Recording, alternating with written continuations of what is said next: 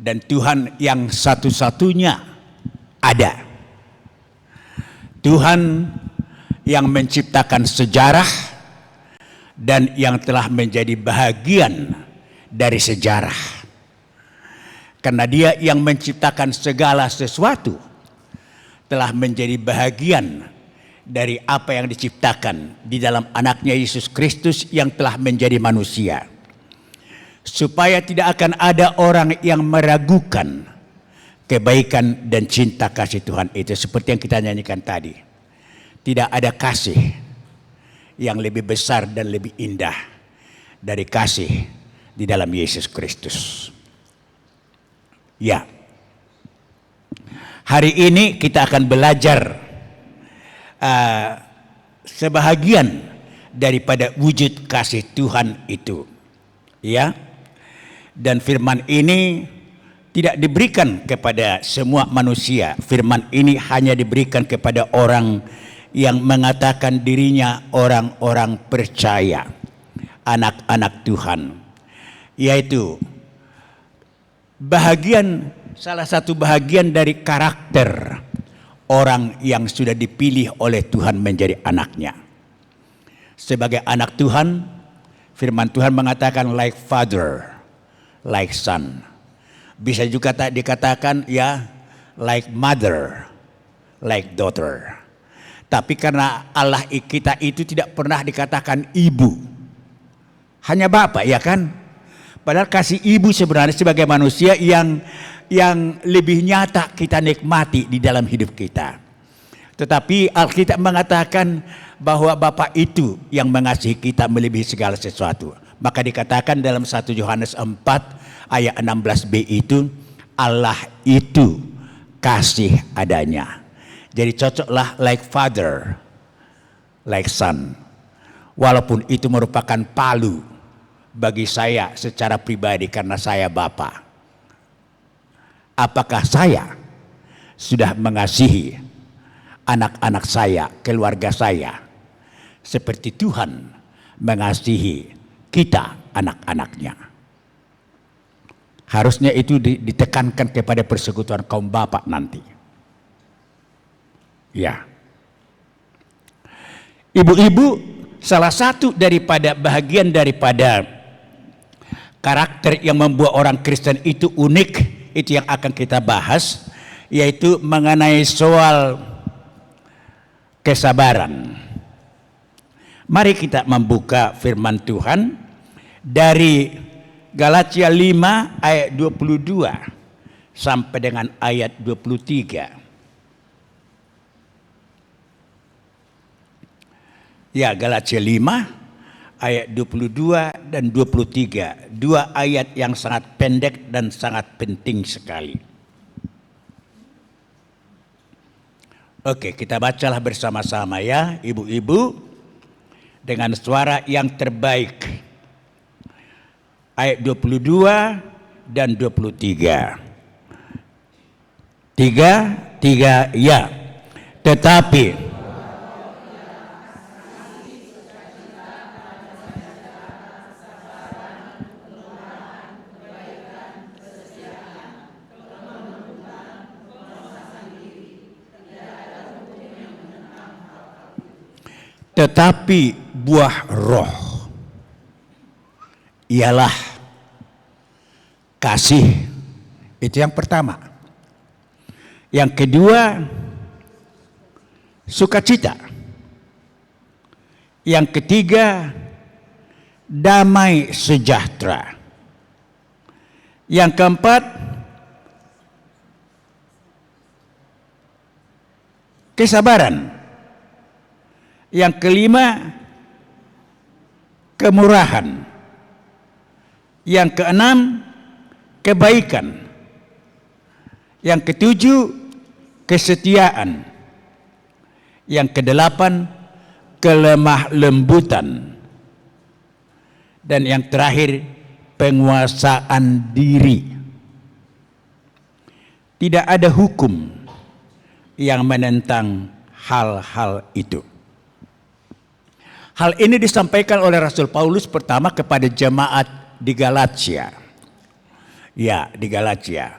Galatia itu masih di Asia bagian utara. Tadinya untuk yang kedua kalinya Paulus mau pergi ke sana. Tapi Tuhan mengatakan no. Waktu Paulus berada di Efesus, gereja yang paling lama dilayaninya, dia mau pergi ke utara lagi, ke Galatia, gereja yang pernah dilayani. Tapi Tuhan mengatakan tidak. Waktunya engkau pergi ke Eropa, yaitu ke Filipi. Jadi karena Tuhan yang mengatur dirinya, dan dia harus tunduk kepada Bapa yang mengatur dirinya sebagai anak yang baik. Walaupun sangat rindu dia mau bertemu dengan saudara-saudara satu iman di Galatia, tapi kemudian dia pergi ke Filipi. Akhirnya dia menulislah kepada jemaat Galatia ini, yang dia tidak bisa ketemu secara langsung untuk yang kedua kalinya. Dan dia menuliskan kepada jemaat Galatia itu supaya mereka tahu dengan jelas bahwa kalau orang sudah menjadi pengikut Kristus, kalau orang mengatakan bahwa dia percaya kepada Tuhan Yesus, sudah menjadi anak Tuhan, maka mereka, karakter mereka harus berbeda dari karakter orang-orang non-Kristen. Jadi secara umum bisa dibagi karakter manusia di bumi ini. Karakter orang Kristen dan karakter orang non-Kristen. Oke. Karakter orang Kristen dan karakter orang non-Kristen. Mengapa berbeda? Karena karakter orang Kristen itu dikatakan, itu di sini yang kita baca, buah roh. Buah roh. Orang Kristen itu memiliki karakter yang baru karena dia sudah memiliki Roh Kudus. Kita ingat Efesus 1 ayat 13 dan 14 itu mengatakan bahwa yang pertama yang diberikan Tuhan di samping keselamatan, ya, di samping keselamatan dan hidup kekal, itu sudah dijanjikan kan, ya, Yohanes 3 ayat 16 itu, supaya barang siapa yang percaya tidak binasa. Ibu-ibu jangan takut, tidak ada lagi kebinasaan untuk kita, ya. Mati, meninggal, oke, bukan mati, meninggal itu bukan kebinasaan, itu merupakan kebaikan Tuhan. Karena Tuhan yang menciptakan kita dari tanah ini tidak bisa menikmati sorga. Jadi harus ditanggalkan ini dari kita. Itu sebabnya kalau kepada Marta dan Maria, Yesus mengatakan bahwa orang yang mati tetap hidup walaupun dia sudah mati. Setiap orang yang percaya kepadaku tetap hidup walaupun dia sudah mati. Namangoludo akan porsea diau nakpe nunga mate ibana. Oke, coba kita bayangkan sekarang orang yang meninggal. Apakah suami ibu? Apakah orang tua? Apakah ada anak? Apakah saudara sudah meninggal? Ya. Kalau dia adalah orang yang percaya, ya harus diperhatikan itu, ya. Saya tidak mengatakan kalau dia orang yang sudah beragama Kristen, saya tidak katakan begitu. Karena banyak orang yang beragama Kristen bukan orang percaya. Percaya itu artinya mempercayakan hidup kepada yang dipercayai. Dia tidak bergantung lagi kepada dirinya, kepada pikirannya, kepada keinginannya, tapi kepada yang dipercayai itu. Karena yang dipercayai itu yang mampu untuk menolong dirinya, melepaskan dia dari segala pergumulannya. Itu arti percaya. Jadi saya tidak mengatakan bahwa orang yang meninggal itu tetap hidup, ya, seperti kata Tuhan Yesus itu, karena dia sudah dibaptis, karena dia pendeta, karena dia pejabat di gereja. Tidak dikatakan demikian. Maka Paulus mengatakan buah roh. Jadi Roh Kudus itu Itu yang pertama diberikan Tuhan, saya katakan tadi, di samping keselamatan yang sudah dijamin bagi kita, dan yang kedua di samping status yang baru sebagai anak Tuhan. Sebagai anak harus bersama dengan bapaknya, ya kan? Itu sebabnya dijamin kita ke sorga.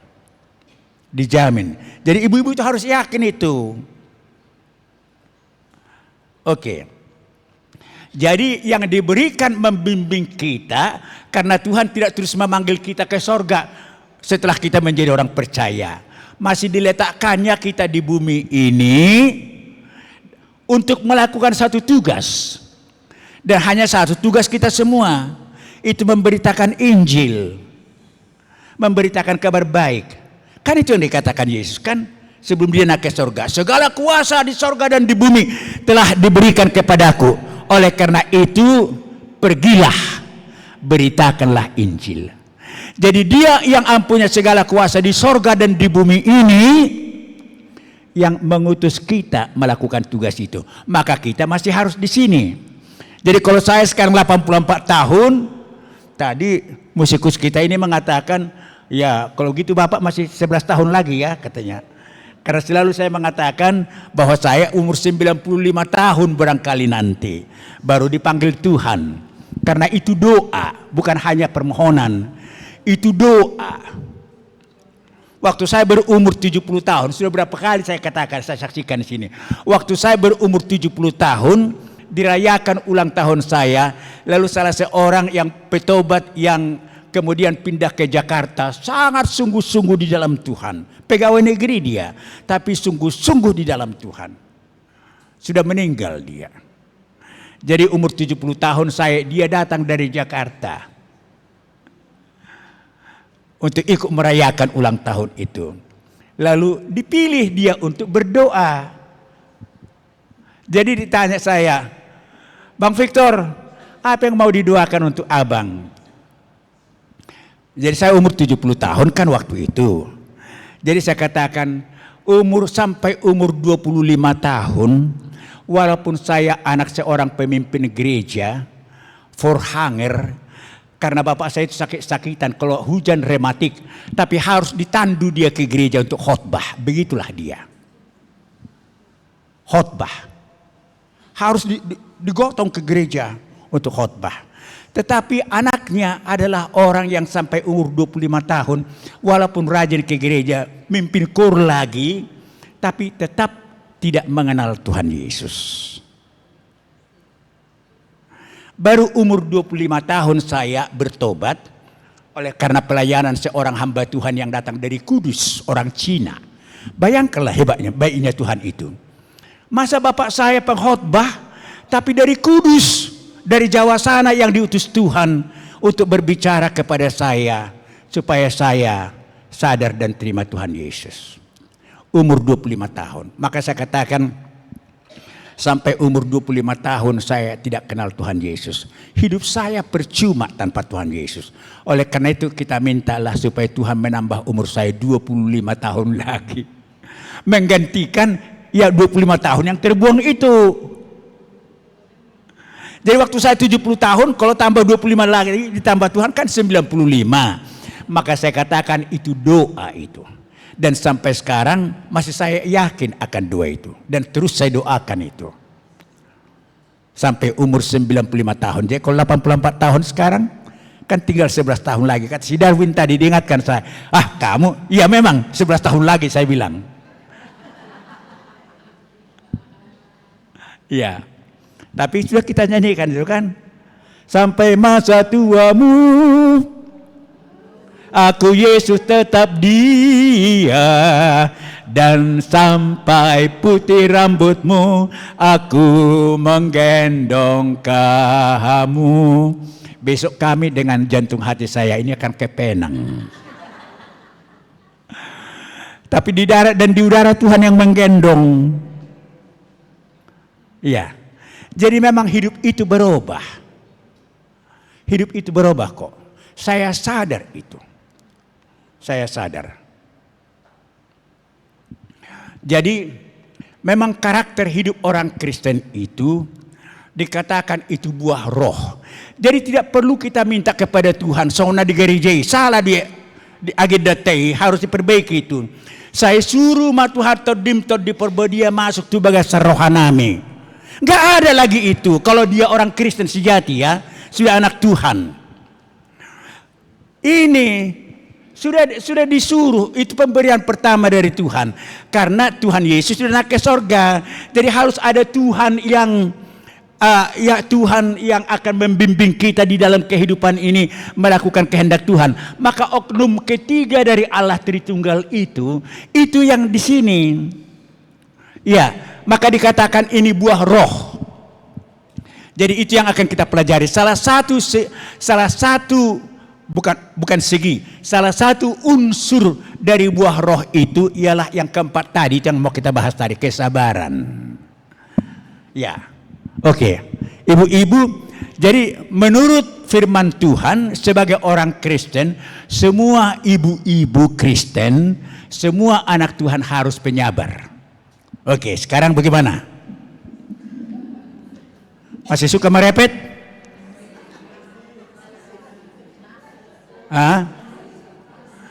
Tidak merepet lagi karena takut. Ada orang tua takut sama anaknya. Kalau aku bilang begini nanti dibilang sama sudahlah katanya. Bukan itu kesabaran. Harus hati-hati loh. Mengalah dengan kejahatan itu bukan kesabaran. Mengalah terhadap perilaku yang tidak alkitabiah itu bukan kesabaran.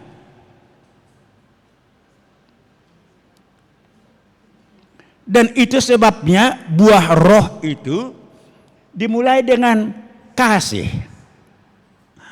Kasih. Jadi bagaimanapun orang yang menyakiti hati kita itu, tetap kita mengasihi dia. Jadi karena kita mengasihi dia, ada kesabaran. Dan yang terakhir nomor 9 apa? Segi buah roh itu. Iya. Oke. Penguasaan diri. Penguasaan diri. Jadi hanya Roh Kudus yang memampukan kita bisa menguasai emosi kita. Ya, bisa menguasai temperamen kita. Jadi maka salah satu yang terjadi kepada kita menjadi orang penyabar. Kesabaran itu keempat di sini seginya ya. Jadi menurut firman Tuhan, apa yang dimaksud dengan kesabaran ini? Maka ditekankan oleh Rasul Paulus itu buah roh itu kepada mereka.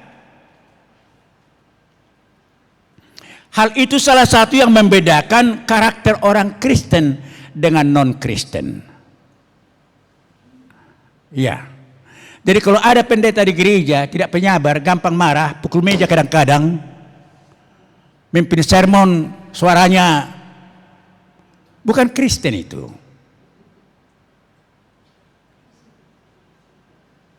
Dipertanyakan apakah Roh Kudus ada sama dia? Roh Kudus yang memimpin dia, karena Roh Kudus sudah diberikan kepada anak Tuhan untuk membimbing dari dalam, menyadarkan kita sebelum karakter kita itu meledak. Sebelum kita, awas, kata Roh Kudus dari dalam, anak Tuhan kau kan, awas.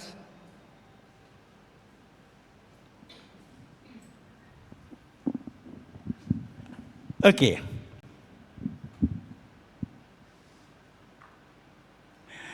Jadi kesabaran itu adalah merupakan karya Roh Kudus dalam hidup orang percaya, sama dengan hal-hal yang lain termasuk kasih tadi. Itu sebabnya kita tidak memiliki orang yang kita benci lagi, walaupun dulu mungkin pacar yang sangat akrab dengan ibu itu sebelum menikah, sudah janji menikah tapi dikecewakan. Lalu kalau ingat itu benci sampai sekarang. Tapi setelah menjadi anak Tuhan tidak ada lagi itu. Ya pengalaman ibu lah dulu ya kan saya. Jadi coba ibu bayangkan sekarang. Enggak, artinya jangan kita terlalu teologis yang mengambang-ngambang di udara. Yang praktis aja lah dulu. Masih ada yang ibu benci. Orangnya maksud saya, bukan karakternya. Masih ada orang yang ibu benci. Sampai sekarang kalau diingat,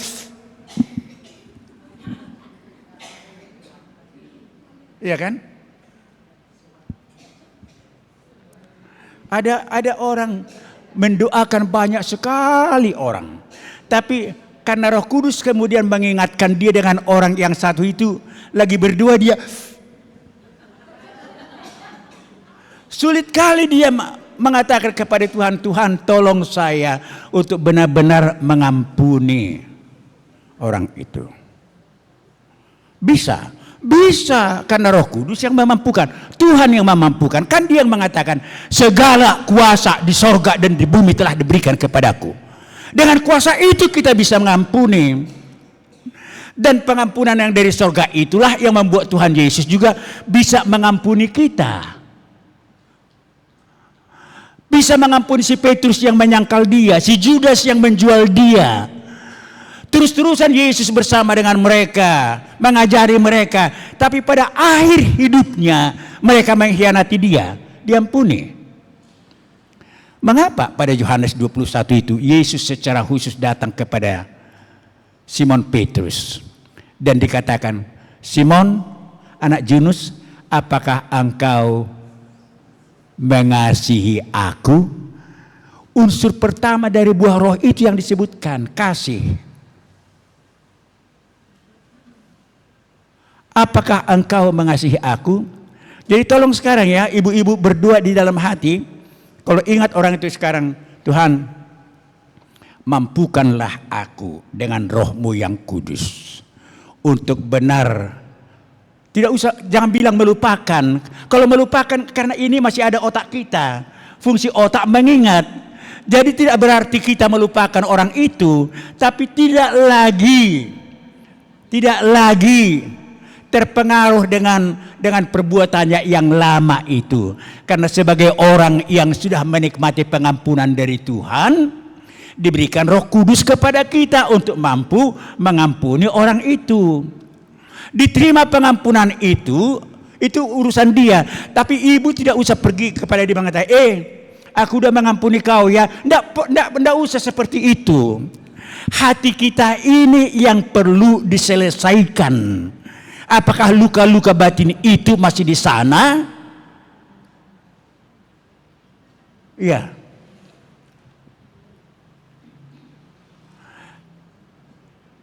Karena ada kadang-kala orang ini yang menyakiti hati kita itu tidak pernah lagi ketemu dengan kita. Jadi bagaimana dengan itu? Dia sudah di Amerika, meninggal di Australia, kita masih di Medan. Belum sempat mengatakan kuampuni kau secara langsung. Jadi jangan berpikir harus secara langsung. Tapi kalau memang di sampingmu dia seperti bapak di rumah menyakiti, ya bilanglah pula sama dia. Tapi ada orang yang memang kita tidak bisa ketemu lagi. Dalam hati kita, kita katakan, Tuhan, aku rela menyelesaikan hal itu. Kalau aku mengingat dia, dan ku ingat perlakuannya, tapi hatiku tidak akan luka lagi. Karena engkau telah menyembuhkan semua luka-luka yang ada di dalam hatiku ini, Tuhan. Amin. Amin, ibu-ibu.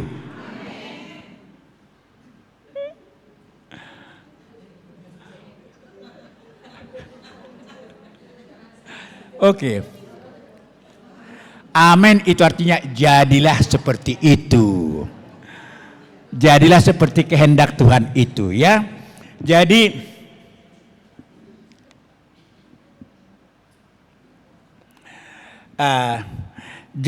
itu hanya akan terjadi karena Roh Kudus sudah ada di dalam kita. Ya, di dalam 1 Korintus 3 ayat 16 dan 17 dan 1 Korintus 6 ayat 19 dan 20 dikatakan, sebab kamu Sebab kamu adalah bait Tuhan. Tubuhmu adalah rumah Tuhan karena roh Allah diam di dalam kamu. Nah, ini penting kali. Jadi Roh Kudus itu berdiam di sini. Jadi kita telah ditebus, dibeli, harganya telah lunas dibayar dengan darah dan dengan nyawa Tuhan Yesus. Oleh karena itu sekarang lagi hidup di bumi ini, tubuh kita ini adalah merupakan gereja. Tuhan berdiam di sini, Roh Kudus tinggal di sini. Ya. Jadi tidak perlu lagi kita minta kepada Tuhan, berikanlah kepada aku Tuhan rohmu yang kudus. Enggak perlu. Yang kita minta kepada Tuhan, tolong aku Tuhan untuk tunduk kepada rohmu yang ada di dalam aku. Menuntun aku untuk hidup dalam karakter Tuhan. Jadi kalau di gereja dibaca agenda itu, saya suruh matordim di perbadia masuk tu bagat sarohanami. Tuhan, sudah lama aku ini. Dibilanglah begitu. Tak usah diprotes situ itu kan atau pendeta. Salah deh. Tak usah begitu. Itu tidak sabar namanya kan, padahal karakter salah satu ialah kesabaran. Tapi yang kita katakan dalam hati, terima kasih Tuhan kalau aku sudah lama menerima Roh Kudus yang kau berikan. Karena itulah pemberianmu yang pertama yang menuntun aku dalam hidupku ini untuk memiliki karakter Kristiani, karakter yang mirip dengan karakter Tuhan Yesus. Ya. Jadi apa yang dimaksud dengan kesabaran? Apa arti kesabaran? Bahasa Yunani mengatakan makrotumia. Makro itu panjang atau besar. Ya. Ya, jadi tumia itu dari kata benda tomos. Tomos itu temperamen. Artinya temperamen. Ibu tahu semua kan temperamen kan? Ada temperamen orang Oke. Jadi kesabaran itu dalam bahasa Inggris dikatakan long suffering. Long suffering, ketahanan untuk menderita dalam waktu yang panjang. Ketahanan untuk menderita dalam waktu yang panjang. Itu kesabaran. Kalau dalam bahasa Inggris long suffering. Ya. Jadi kalau dalam bahasa Indonesia sebenarnya lebih cocok panjang sabar. Jadi bukan hanya kesabaran, tapi panjang sabar. Oke. Jadi kesabaran itu kesimpulannya ialah karakter seseorang yang lambat untuk marah. Ya. Lambat untuk marah. Jadi Roh Kudus itu menolong kita untuk tidak cepat marah dikala berhadapan dengan orang yang menyakiti hati kita, atau dikala orang sedang menyakiti hati kita, tidak temperamental kita, ya, tapi lambat untuk marah, menahan diri untuk tidak membalas, menahan diri untuk tidak membalas. Aisyah hohorwa, hutidus pehoboido. Kan bisa orang kayak gitu. Sekarang ini kan apalagi kalau ekonomi hebat dia, lalu yang datang kepada dia yang menyakiti hatinya itu adalah orang yang jauh lebih rendah dari dia, mungkin lebih rendah dari pendidikan, dari pangkat dan ekonomi. Terus lebih cepat dia mengambil sikap. Tapi dikatakan di sini menahan diri untuk tidak membalas, tabah menanggung penderitaan atas perlakuan buruk yang diperbuat orang kepadanya. Mengapa bisa lambat untuk marah? Karena Allah itu, Roh Kudus itu panjang sabar. Allah kita itu bukan pemarah. Kalau orang dipukul begini, bukan karena kemarahan Tuhan itu, tapi karena wujud kasih-Nya menyadarkan kita supaya kita sadar bahwa kita telah jauh berjalan dari kehendak Tuhan.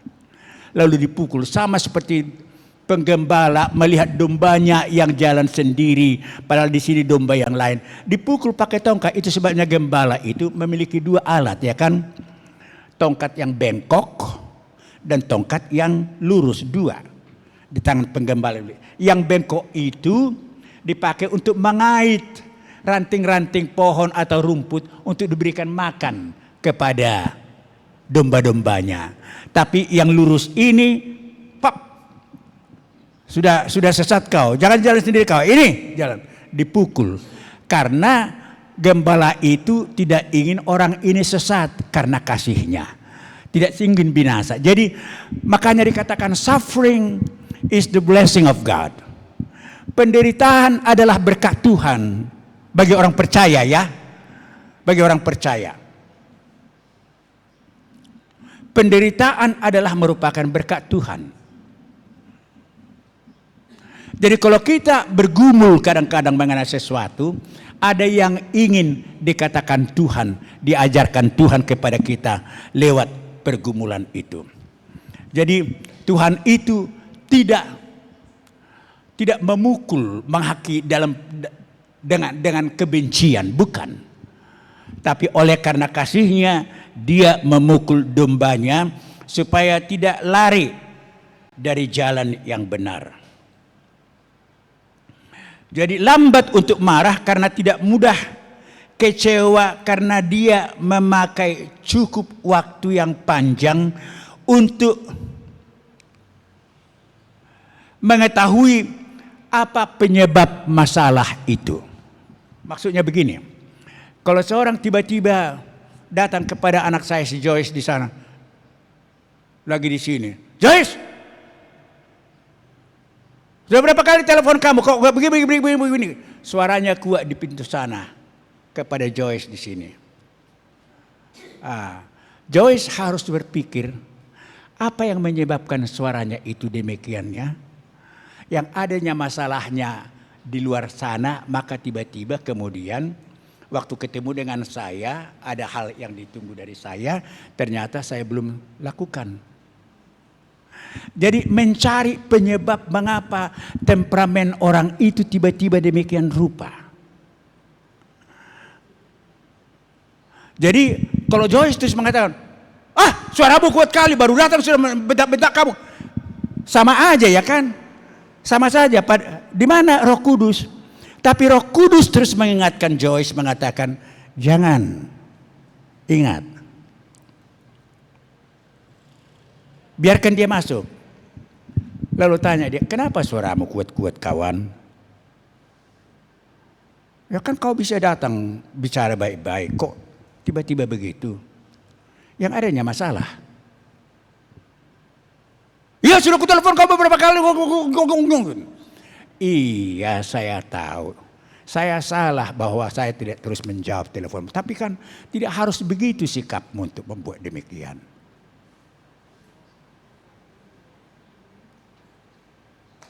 Oke.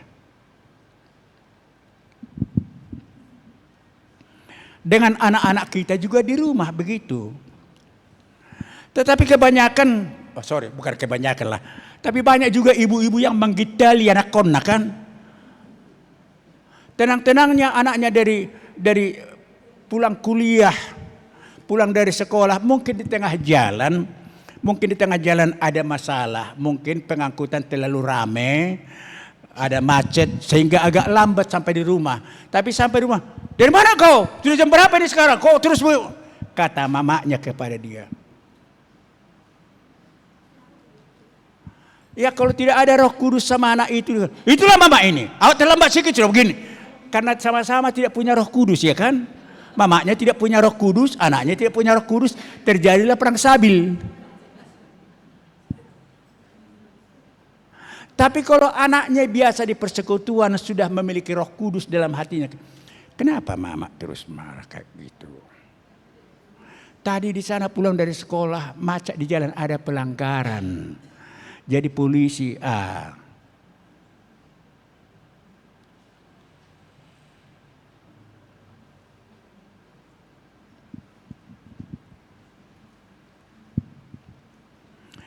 tabah dalam menghadapi kesulitan.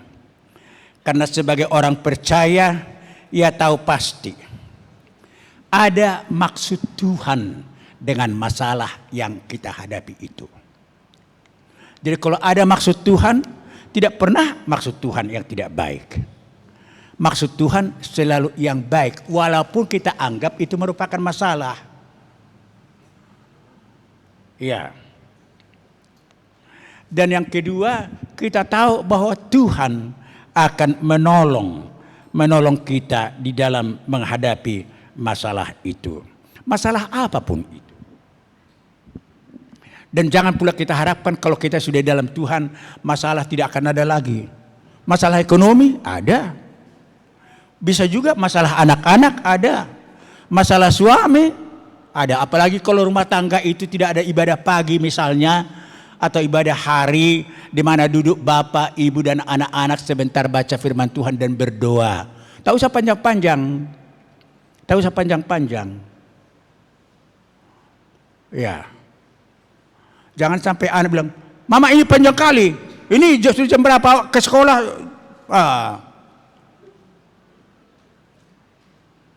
Iya. Kami di rumah kadang-kadang setengah jam aja. Nyanyi, baca firman Tuhan, saya jelaskan firman Tuhan, lalu berdoa. Apa yang mau didoakan? Ditanya semua. Ya, saban hari itu, kecuali hari Minggu. Kalau kami di rumah ya, hari Minggu karena ke gereja dan ada pertanyaan-pertanyaan yang lain juga yang harus dihadiri. Ya, tapi dari Senin sampai Sabtu harus ada ibadah. Jangan sampai dicuri si iblis hati kita itu sehingga kita mempunyai temperamen yang tidak stabil. Ya, karena manusia ini memang cenderung begitu. Kalau tidak sungguh-sungguh kemudian selalu dalam persekutuan dengan Tuhan, maka bisa kok temperamennya itu meledak-ledak kemudian. Tapi seperti yang saya katakan tadi, panjang sabar bukan berarti toleransi dengan kesalahan yang diperhadapkan kepada kita. Mungkin kesalahan anak, kesalahan suami. Ya, bukan berarti bertoleransi. Oh, sudahlah, saya terimalah itu. Bukan itu. Kalau Tuhan memberikan kepada kita kesempatan untuk berpikir apa yang mengakibatkan begini anak saya ini, begini suami saya ini. Kemudian tanyalah. Dan ibu yang sudah tahu firman Tuhan akan ditolong oleh Roh Kudus mengatakan, "Pak, kan kita sebagai anak Tuhan, Tuhan sudah mengatakan begini, kok kau kerjakan lagi yang kayak gitu? Masa ikut-ikutan lagi kau online?" Tapi bilanglah dengan baik, ya kan. Masa ikut-ikutan online lagi? Jadi kalau kau online, anak kita bagaimana nanti?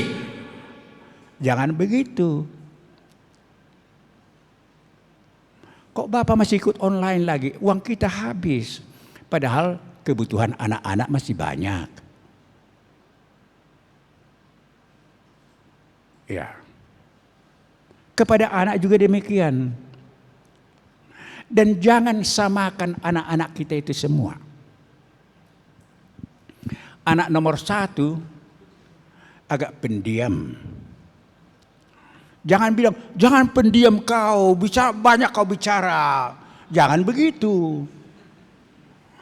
Ada orang banyak bicara, kebanyakannya kau bicara. Tutuplah mulutmu itu kadang-kadang. Jangan begitu.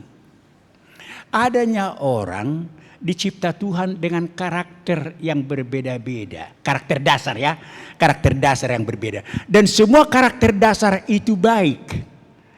Diciptakan Tuhan. Dan itu yang akan menunjukkan keunikan dari anak-anak Tuhan itu. Jadi ada anak Tuhan tidak banyak bicara. Tapi dia banyak berdoa di dalam hatinya. Ada anak Tuhan banyak bicara, berani bicara. Maka tidak semua anak Tuhan bisa memberikan kesaksian atau khotbah atau renung. Enggak. Ada orang yang begitu. Ya. Jadi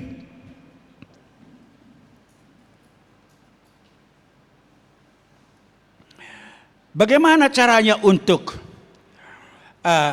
memiliki karakter yang dikehendaki oleh Tuhan ini? Yang pertama ialah keyakinan bahwa engkau adalah anak Tuhan. Itu harus jelas itu. Kalau engkau masih ragu bahwa engkau anak Tuhan, itu sulit. Misalnya, masih adakah pertanyaan ibu di dalam hati ibu mengatakan, malu mati aku, beatu suruh gue naik tuh biado. Gimana itu? Masih ada begitu pertanyaan dalam hati.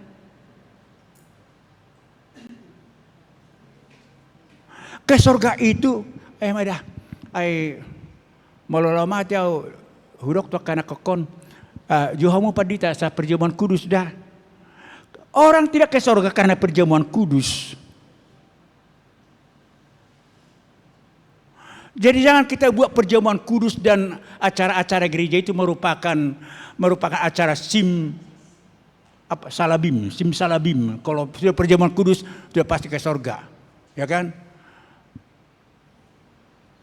Bukan. Jadi tidak ada lagi pertanyaan di dalam hidup kita mengatakan, kalau aku meninggal, ke surgakah aku? Bukan hanya sudah meninggal, sekarang aja kita sudah milik Tuhan. Kan milik yang kekal itu kapan mulai rupanya kita miliki? Barang siapa yang percaya kepadanya tidak binasa, melainkan beroleh hidup yang kekal.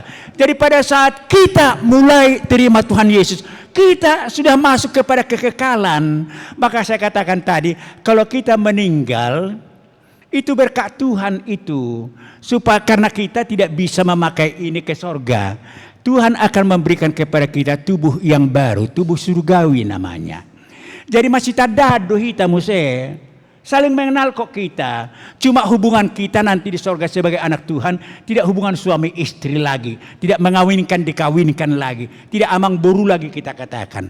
Kita semua anak Tuhan, anggota keluarga Tuhan, punya Bapa yang satu, Allah di dalam Yesus Kristus. Jadi bersaudara kita semua, tapi saling mengenal. Jadi ini dikremasi pun nanti. Jadi jangan disalah. Orang Kristen dia padahal dikremasi. Kenapa rupanya kalau dibakar? Tidak dikremasi pun dimakan cacing kok di sana nanti. Kan sama aja kan? Dibakar dibuang ke laut sana abunya. Kalau ditanam pun di Gajah Mada, datang banjir, baunya bukan main lagi. Tidak masalah itu. Jadi banyak orang takut meninggal oleh karena memang dia tidak yakin bahwa hamatean parhitean lau manopo Tuhane. Kan itu kan?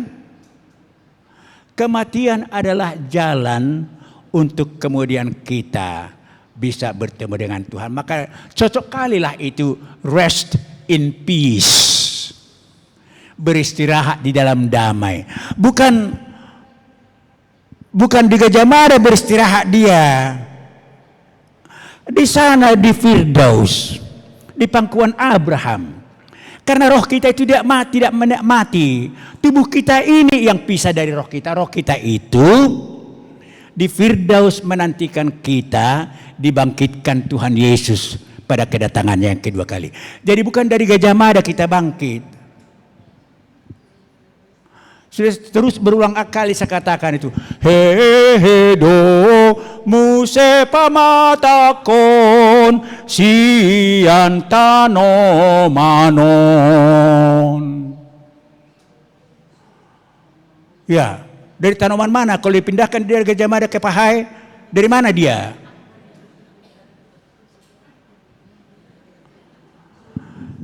Iya. Jadi banyak yang bersalahan. Jadi kita harus semakin yakin akan hal itu. Jadi ibu-ibu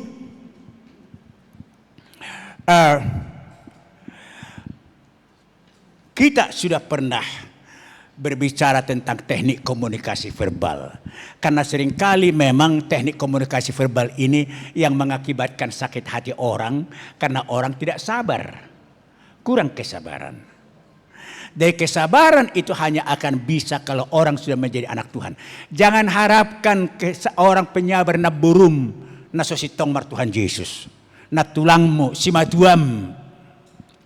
Jadi kalau mertua banyak merepet, walaupun anggota kur,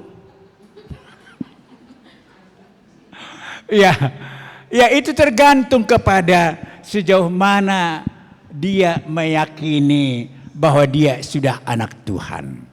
Ya, jadi supaya kita jangan membuat orang menjadi tidak sabar, ya kita kasihilah orang. Maka dikatakan buah roh itu salah satu ialah kasih. Itu yang pertama, dan yang terakhir itu penguasaan diri. Menguasai diri. Jadi menguasai temperamen, menguasai emosi. Jadi kita ingat itu.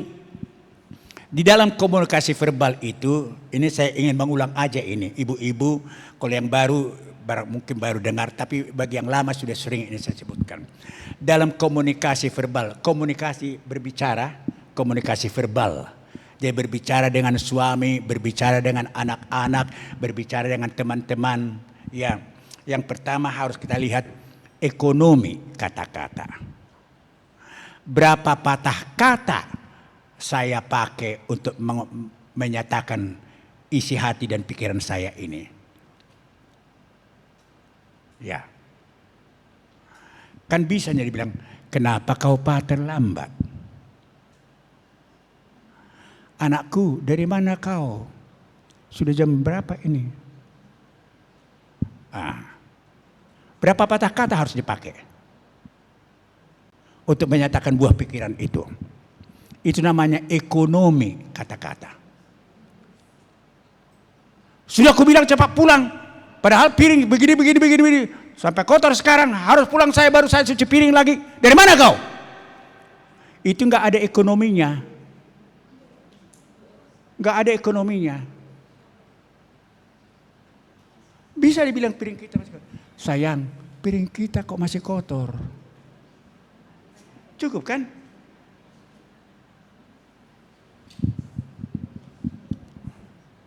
Ekonomi kata-kata. Seleksi kata-kata itu yang kedua. Kata apa yang dipakai? Kata apa yang dipakai? Ya, sayang.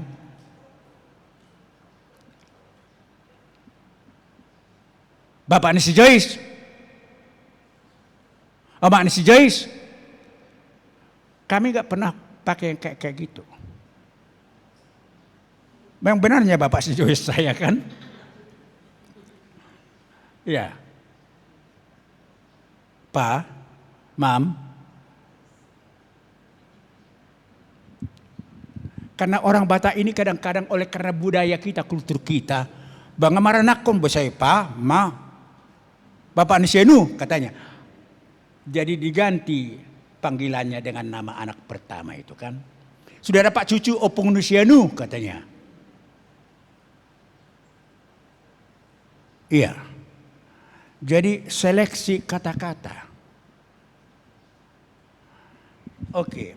Yang ketiga, intonasi. Intonasi kata-kata. Dari mananya kau? Dari mananya kau? Dari mana kau? Beda kan? Kata-katanya sama, ekonominya sama. Pilihan kata-katanya sama. Tapi intonasinya.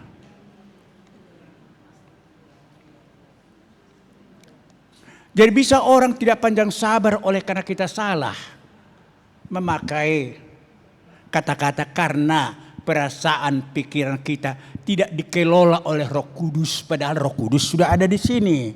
Kita bait Allah karena Roh Kudus Allah diam di dalam kita. Tidak tunduk kepada Roh Kudus. Jadi ini orang-orang ini harus tunduk kepada Roh Kudus. Tidak bisa kita katakan ini kepada orang yang bukan orang Kristen. Harus begini, enggak. Karena ini karya Roh Kudus. Lalu tempat di mana kita akan menyatakan isi hati kita itu. Lagi di meja makan? Anakku ya, nanti begini-begini. Ya, udah. Lagi makan awak, dinasihati begini. Di homai di hamong katanya. Sama kau lah nama makananmu ini. Kata anak, karena kita tidak sadar anak kita temperamental juga.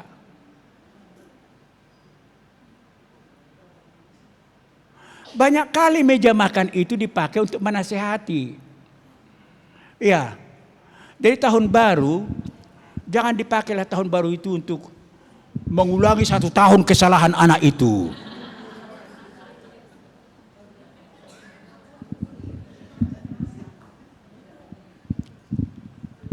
Iya. Jadi itu penting, tempat di mana kita akan mengatakan isi hati kita. Ya, suami istri pun bedalah tempatnya kan. Lalu kapan kita akan katakan itu? Baru pulang bapak dari kantor, masih berjalan di teras, tas masih di tangan. Pak, Roina tanak kini kuta begini. Tidak diperhatikan intonasi kata-katanya, pemilihan kata-katanya. Roina tasakuta di sadon wangen, namang hidup hepeng merete. Belum duduk si bapak, baru capek kerja. Di kantor pun banyak masalah barangkali yang sedang dihadapi. Terus dibolang istrinya. Ya kok bolang? Aku benar kok bilang kata istri. Terjadilah perang sabil, ya kan? Iya. Waktu. Jadi bukan hanya tempat, tapi waktu. Kapan kita katakan?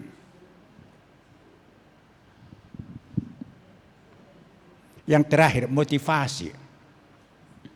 Motivasi. Mengapa kita katakan demikian? Dipuji-puji sama teh HP motivasinya, Pak, uangku nggak ada lagi. Belanja aku sama Eda tadi di apa sana, di toko sana. Bagus pakaian Edaku dibeli sama dia, sama aku nggak ada karena nggak ada uangku. Kalau bapak itu kan baru pulang dari kantor, mana tasnya Pak? Diambil tas bapaknya, suaminya. Bapak kan belum makan kan? Sorry ya, kami sudah lebih dulu makan tadi, anak-anak ada makanlah bapak, disediakanlah. Dipuji-pujilah si bapak ini kan. Kalau sudah biasa begitu si bapak kemudian berpikir, oh nadong maksud non-wine.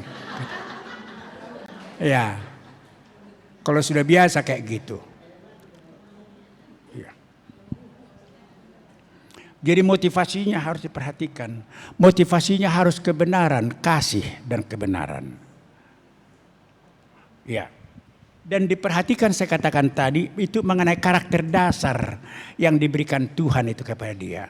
Jadi kalau tidak terus dijawab anak kita dinasihati. Ya sudah dinasihati diam-diam kau. Memang pendiamnya dia.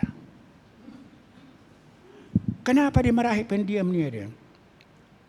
Diam kau, awak belum siap ngomong, kau sudah terus jawab katanya. Padahal si anak itu memang cepat-cepat kok begini. Bisa diperingatkan, tunggu dulu mama selesai. Mama kan belum selesai, dengar dulu.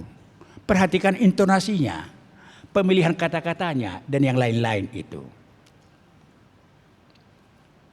Dan itu semua akan terjadi kalau kita ditolong Roh Kudus untuk memiliki panjang sabar, long suffering. Ya, Tuhan, kuduakan anakku yang nomor 1 ini begini.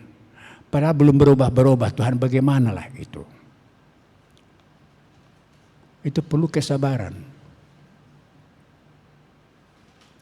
Mungkin ibu membaca di sosial media itu tentang penderitaan seorang ibu yang punya 5 anak. 5 anak. Ibu ini tadinya orang kaya. Waktu anak-anak masih kecil tinggal di rumah gedong mereka. Tapi sedemikian rupa suaminya kemudian PHK dari kerjanya. Padahal anak-anak lagi bertumbuh sekolah. Kemudian anaknya ini satu mau ke kedokteran. Anak nomor 2 kemudian mau ke kepolisian. Yang ketiga mau masuk ke Duane, harus kuliah. Yang keempat itu mau masuk penerbang, menjadi penerbang. Dan lulus ini ujian masuk. Dan harus dibiayai pendidikan mereka. Ya, lalu si ibu itu mengatakan, sudahlah kita juallah rumah ini. Jadi tinggallah mereka di rumah yang sangat sederhana sekali. Bersama dengan anak bungsunya nomor 5. Jadi waktu si ibu itu mengulek cabai terasi. Tidak ada duit lagi beli apa. Sudah habis duit mereka untuk keempat anaknya. Padahal keempat anak yang sudah disekolahkan ini sudah jadi. Sudah pada menikah. Tapi menelepon orang tuanya pun tidak. Lalu beringaslah anak Syapudan ini yang selalu menjaga ibunya. Menghibur ibunya. Melihat karakter dari 4 saudaranya yang sudah jadi ini, beringas dia. Datang si ibu mengatakan, salahnya mereka anakku, tapi jangan beringas kau. Panjang sabar kau. Doa itu tidak bisa terus kita harapkan Tuhan terus jawab. Tapi tidak terus jawab pun oleh Tuhan, tetap berdoa. Sudah berdoanya kau sama abangmu itu. Apa berdoa? Anak kayak gitu, sudah dokter terkenal, penerbang, tempoh hari dikatakan, aku akan bawa mama terbang kemana-mana nanti kalau aku sudah selesai. Ternyata apa? Kita hanya makan cabai pakai terasi. Memang hanya itu, tidak ada uang untuk beli apa. Tapi si ibu mengatakan, sampai mati aku anakku, aku tidak akan menyesali apa yang telah kubuat. Saya sabar, begitupun perlakuan anakku itu, saya sabar terus mendoakan mereka. Karena saya tahu, kalau begitupun karakter mereka, ada kesalahan saya. Waktu kalian masih anak-anak tidak kubimbing pada jalan Tuhan. Nah itu. Jadi ibu itu mengevaluasi caranya membimbing anak-anak itu. Sangat mengasihi anak-anak, memberikan kebutuhan mereka, mengurus segala. Tapi membimbing pada firman Tuhan, memperkenalkan Injil kepada anaknya tidak. Jadi kalau begitu perlakuan dari abang-abangmu itu, adanya salah mama dalam hal ini. Makanya aku panjang sabar menantikan kapan Tuhan akan merubahkan mereka. Kalau Tuhan tidak merubahkan mereka lagi aku hidup, aku terima kok itu. Kata si ibu itu. Jadi ibu-ibu kesabaran, panjang sabar. Panjang sabar tidak mungkin kita miliki, tidak mungkin dimiliki seseorang kalau dia belum orang percaya. Karena orang percaya tidak memiliki Roh Kudus. Tapi kalau dia mengatakan dirinya orang percaya, tapi dia tidak panjang sabar, temperamennya masih tetap hampir sama dengan yang dulu-dulu, berarti tidak orang percaya dia. Mulutnya yang mengatakan bahwa dia orang percaya, tapi sebenarnya dia belum anak Tuhan. Ya. Kalau dia anak Tuhan, terjadi perubahan demi perubahan. Karena dia taat kepada Roh Kudus dan kepada firman Tuhan yang dibacanya, yang didengarnya. Dan dengan demikian kemudian dia menjadi berkat kepada lebih banyak orang. Ada pertanyaan ibu-ibu?